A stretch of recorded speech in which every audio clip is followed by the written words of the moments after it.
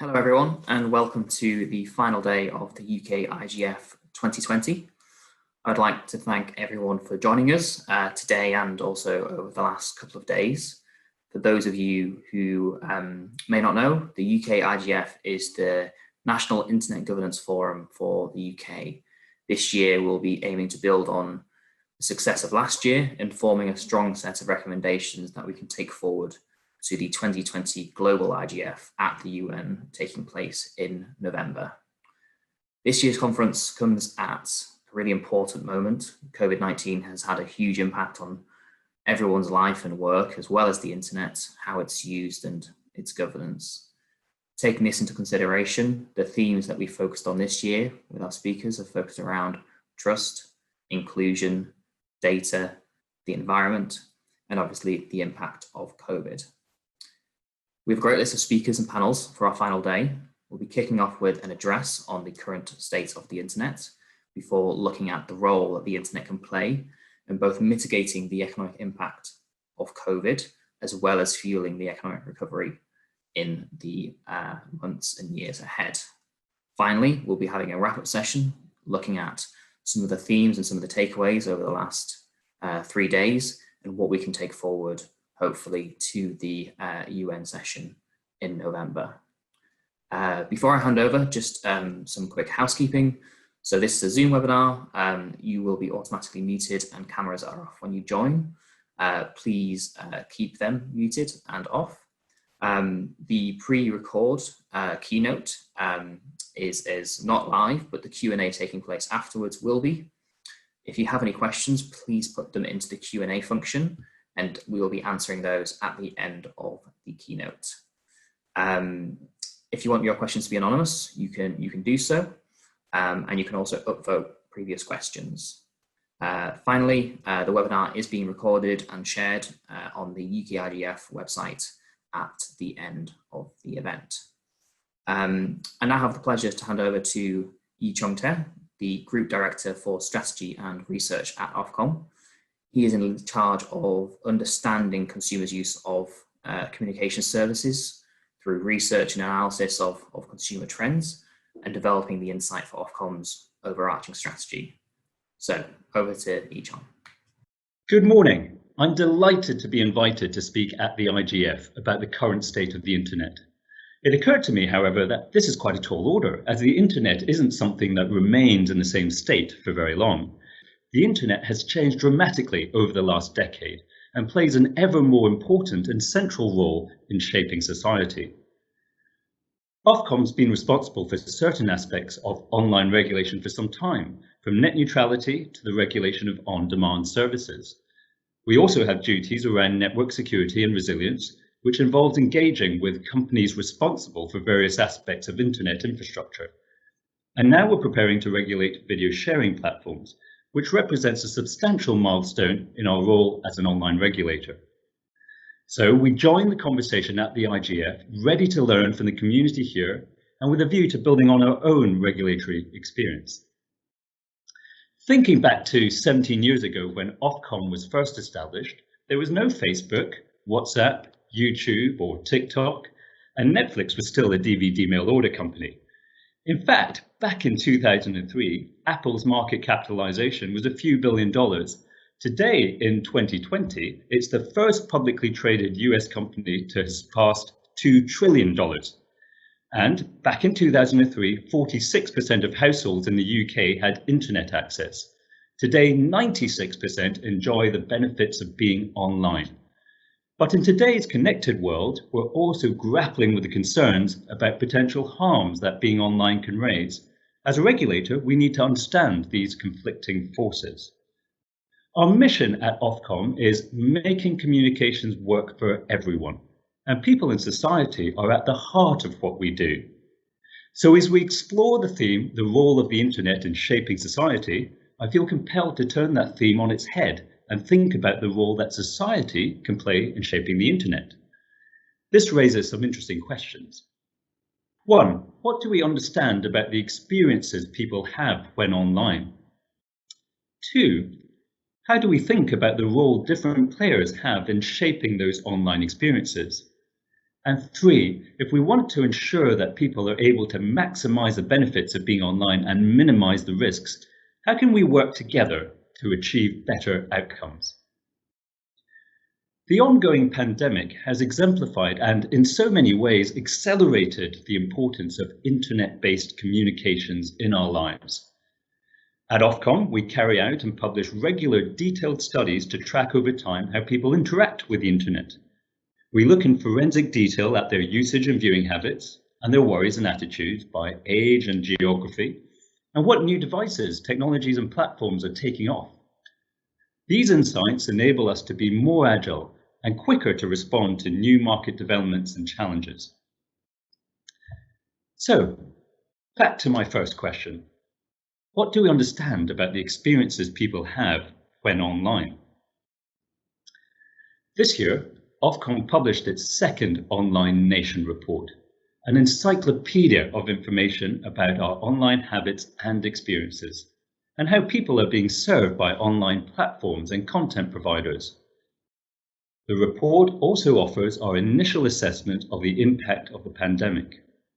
At a time when travel was halted, families unable to see each other, and with many employees working from home, the ability to stay connected was valued more than ever. The average time spent online has increased across all age groups, and particularly so during the pandemic. In November 2019, UK adults were spending a daily average of 3 hours 30 minutes online. However, at the height of the pandemic in April, we were spending an average of 4 hours 2 minutes online each day, a record high. And as people sought new ways to keep connected, informed and entertained, video sharing and video calling services surged in popularity. For example, the proportion of internet users making video calls during lockdown doubled, with more than 7 in 10 doing so at least weekly in May 2020. Zoom was a big winner, growing from 659,000 to 13 million adult internet users. That's almost a 20-fold increase in just 4 months. The internet has also radically changed the way we consume content. For example, during peak lockdown in April, the average amount of time people spent watching audiovisual content across all devices increased to an estimated 6 hours and 25 minutes. That's up nearly 1.5 hours from 2019. Although most of this viewing was on broadcast television, the greatest growth was in subscription video on demand or SVOD services, such as Netflix, Amazon Prime Video, Now TV, and of course the well-timed Disney Plus, which has overtaken Now TV to become the third most popular SVOD service in the UK. Although SVOD viewing was already on the rise before the pandemic, the crisis accelerated this shift, with 12 million UK adults estimated to have gained access to a new streaming service during lockdown. Of these, around 3 million accessed SVOD services for the first time. And while there's much speculation about how long-lasting the effects of the pandemic will be, our initial research suggests that SVOD growth is set to continue beyond lockdown. The structure of SVOD services make it easier for consumers to choose what they watch and when they watch, and in some cases, how to remain connected. And the pandemic has led to real innovation in this regard. Netflix, for example, launched a feature called Netflix Party, which mimics the experience of watching a movie together, something people couldn't do during lockdown, adding a social element to the service and helping families and friends stay connected. Importantly, nowadays, we can all become creators of content. This video is a prime example. User-generated content from platforms such as YouTube and short-form video sharing app TikTok have surged in popularity. During lockdown, the number of adult users on TikTok in the UK more than doubled to 12.9 million. And 98% of 8 to 15-year-old internet users have used a video sharing platform in the past year. This is particularly relevant for Ofcom, as we will be given new powers this autumn to regulate UK-established video sharing platforms. This will include a duty to ensure that video sharing platforms have in place appropriate measures to protect young people from potentially harmful content, and all users from illegal content and incitement to hatred and violence.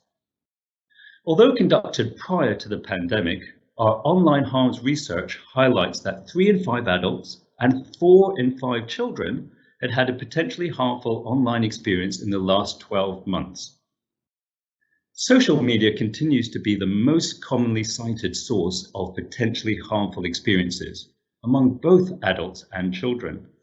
And our research indicates that nearly 8 in 10 adult internet users would like the most used websites and social media sites to do more to keep them and others safe. Of course, many of the challenges associated with online safety today didn't exist in the same way 10 years ago. These newer services are shaping the way we interact and engage with each other, and the harms we experience as a result of new modes of communication extend to include issues such as misinformation, a widespread problem during the pandemic. As we may have all experienced personally, appetite for news shot up at the start of the lockdown period. Our research shows that at the start of lockdown, more than 8 in 10 people rated the BBC, ITV and Channel 4 as trusted sources of news, with traditional media sources remaining the most used and trusted. A high proportion of the population still rely on social media for news, however, particularly younger age categories. For example, during the first week of the pandemic, 75% of 18 to 24-year-olds used social media as a news source.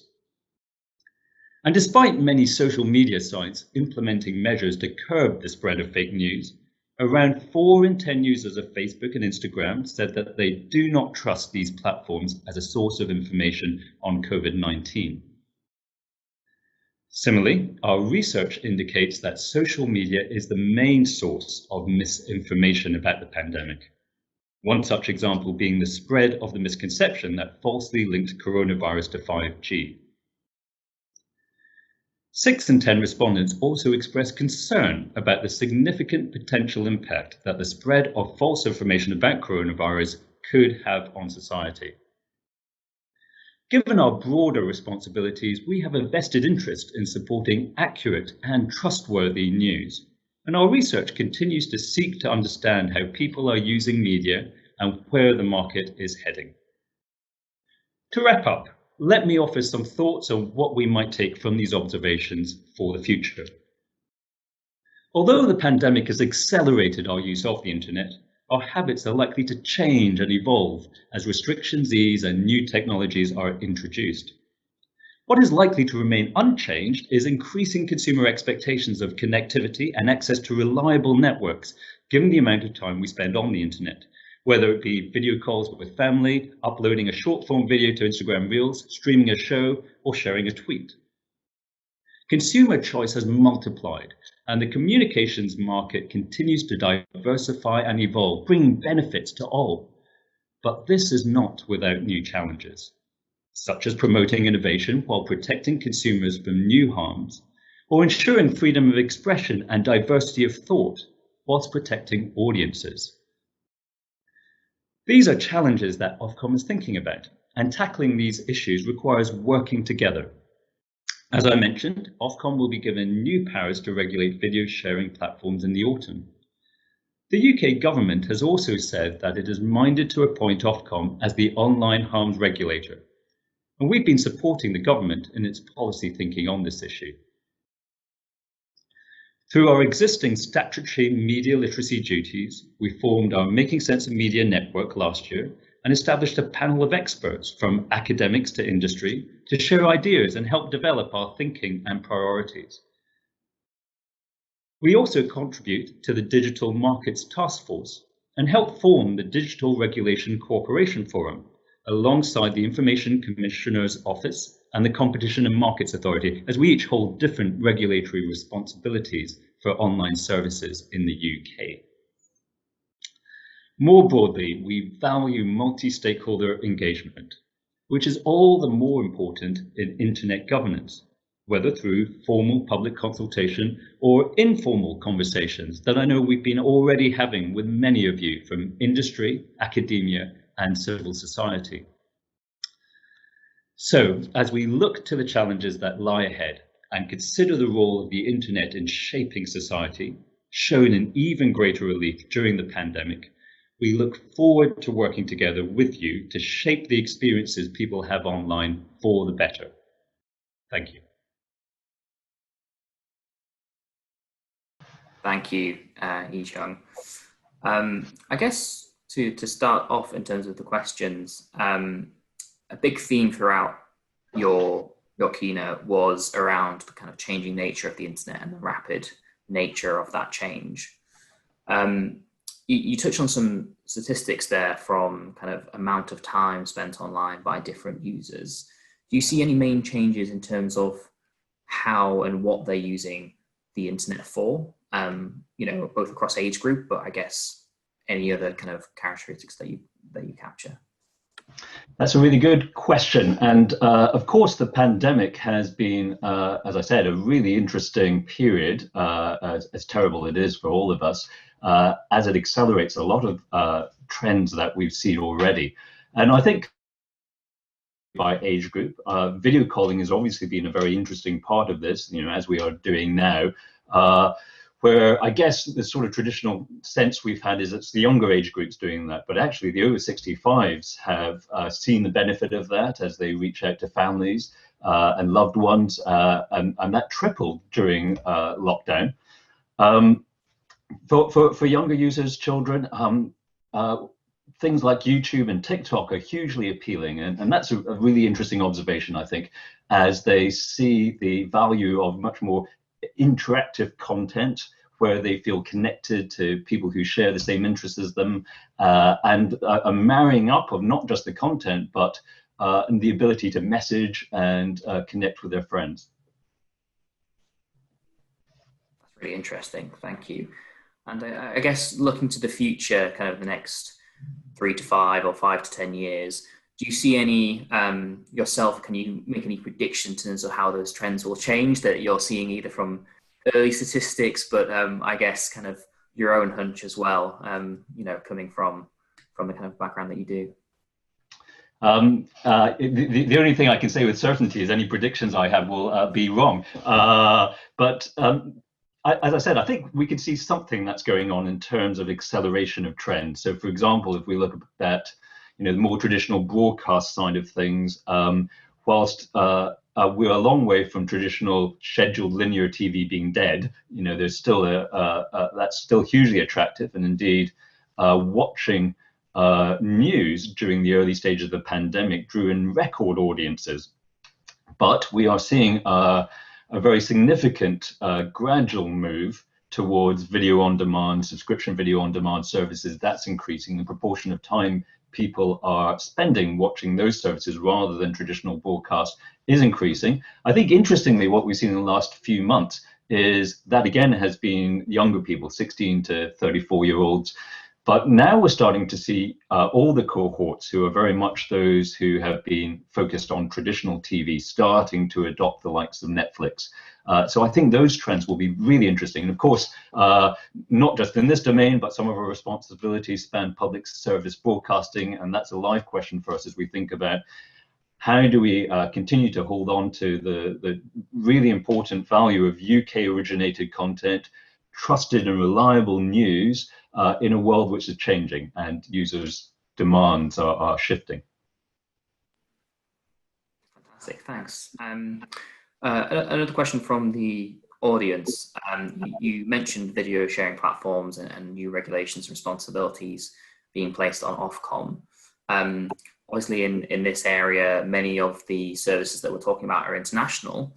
So kind of what work is Ofcom doing in that international forum? Are you sharing research data or proposals on VSPs, but I guess wider harms with other regulators and kind of cooperation?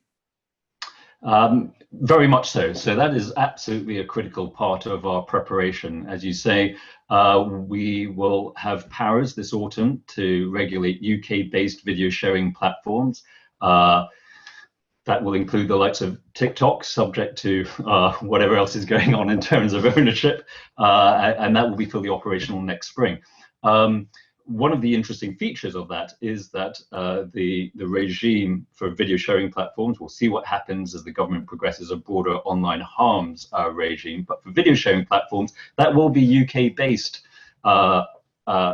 providers, whereas the likes of YouTube, where Google is based as far as Europe is concerned in Dublin, that will fall to the Irish regulator. So this question of international cooperation becomes really, really important. And therefore is a key component of what I was saying about our need to work together. These are global companies. And obviously, when you're operating across over 100 different jurisdictions, then your incentives to try and follow certain regulation or rules of the road are going to be much better if there is a degree of consistency or collaboration. So yes, we are investing quite a lot of energy and time with our counterparts, with the BAI in Ireland, but also French and German regulators, as well as further afield. So we built partnerships with Australians and Canadians who are looking at similar questions. The other thing I'd say is this is a massive undertaking. The amount of content, just in terms of volume and diversity, is a world away from traditional long-form, professional broadcast content that we've had a lot of experience in. And so I think as we invest in trying to understand how would this work in terms of monitoring processes and systems that platforms have in place, we can learn a lot from other regulators in other jurisdictions and hopefully help them understand what we've learned as well.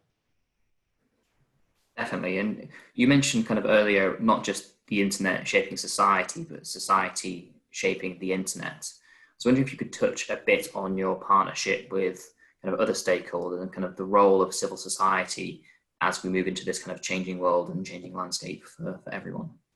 Yes, of course. I think that is tremendously important because we're now in a world where even if it was appropriate, which I'm not sure it is, it's not a world where the regulator sits in the center of the industry, hands out licenses to TV channels, and then says, here's the broadcasting code and obey it. And if you don't, as a last resort, because we wouldn't do this lightly, but we can take away your license. That's a pretty effective set of incentives.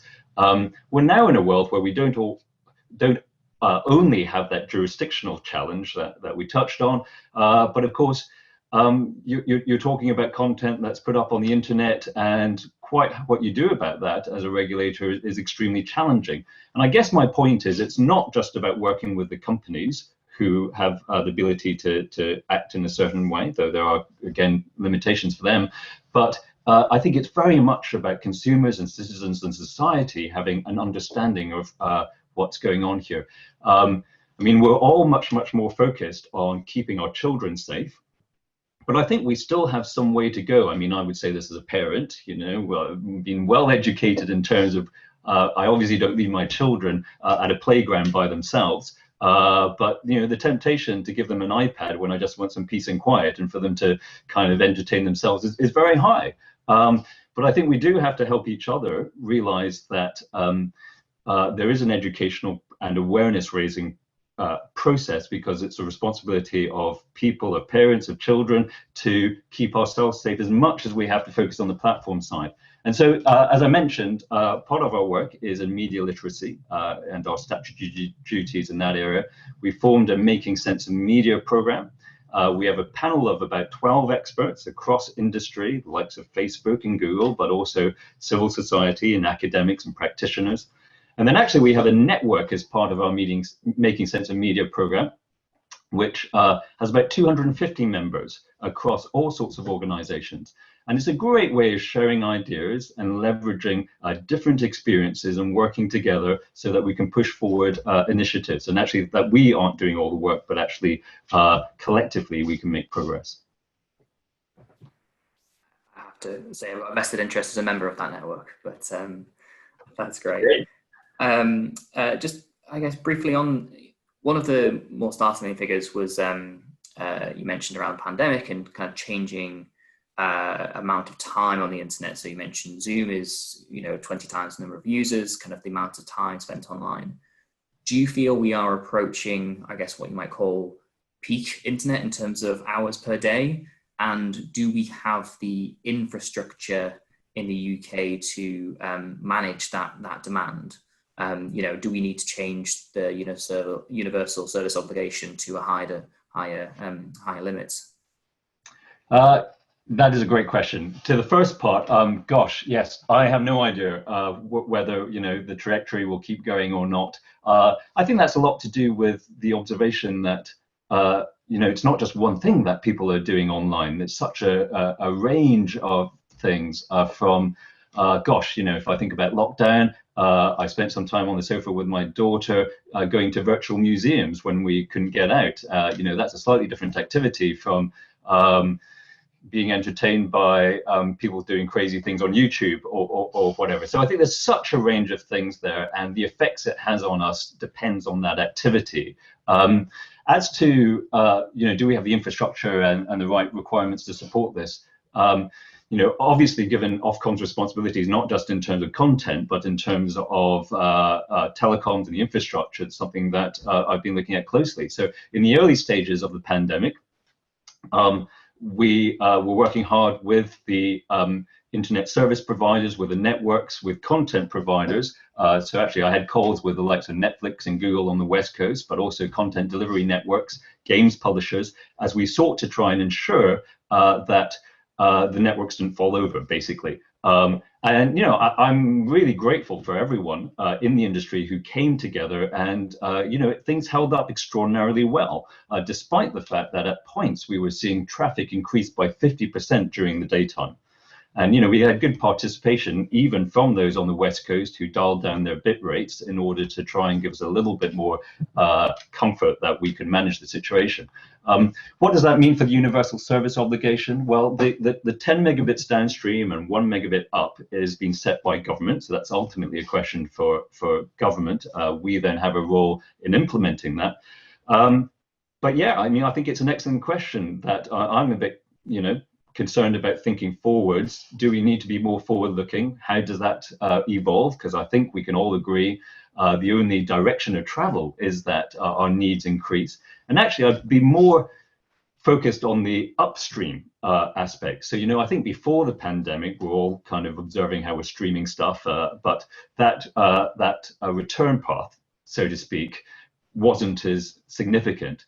1 megabit upstream is fine for a video call like this, but as soon as a household is doing multiple of those, and there were points at lockdown where I was doing something like this, and each of my 2 kids were on a registration Zoom call with their class, and unfortunately my broadband speeds were okay. But yeah, I think it's a good question, because we'll start to get challenged if we have concurrent usage of high bandwidth video services.